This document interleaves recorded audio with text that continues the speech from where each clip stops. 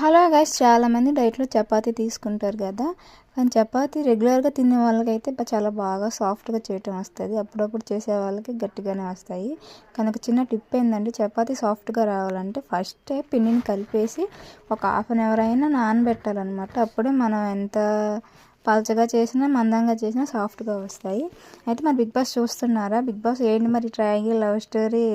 నాకు అనిపిస్తుంది big boss అంతా స్క్రిప్టేనేమో అనిపిస్తుంది. లేకపోతే ప్రతి సీజన్లో కూడా ఒక ట్రయాంగిల్ లవ్ స్టోరీ ఉండిద్ది కదా.